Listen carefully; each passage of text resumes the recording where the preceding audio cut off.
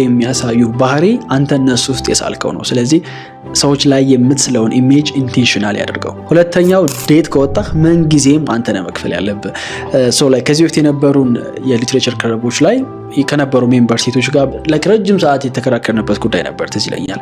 ለምንድን ነው አሁን እኮ ግሎባላይዜሽን ላይ ነው ያለነው። ሴቶች ገንዘብ ሜክ እያደረጉ ነው፣ የራሳቸው ብር አላቸው። ለምንድነው ማንከፍለው? ለምንድነው ኢኳሊ ማናደርገው? ችግር ኑሮት አይደለም፣ ግን እኛ እንደ ወንድ ፕሮቫይድ ማድረግ እንወዳለን። ወንድነታችን ሳቲስፋይድ የሚሆነው ለሆነ ሰው ፕሮቫይድ ስናደርግ ነው። ኢማጂን ኢቭን ዴት ለመውጣትም ቢሆን ወንዶች ለሆነ ዲነር ከሚዘጋጁትና ሴቶች ከሚዘጋጁ የትኛው ይበልጣል? ራይት? እኛ ሜቢ የሚፈጅብን ሄደ ከተባለ ሻወር ከወሰድን 10 ደቂቃ ነው።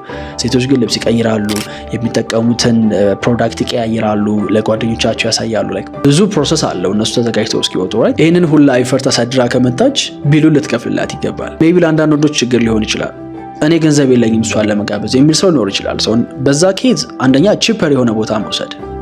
የሆነ ፋንሲ ሆቴል ሬስቶራንት ስለወሰድካት አይደለም አንተን ብላ ነው የምትመጣው። በሄድክበት ቦታ በሙሉ ኮንፊደንት ነህ እሷን አትራክት ማድረግ የምትችል ከሆነ ቦታው ማተር አያደርግም ሲጀመርም ማለት ነው።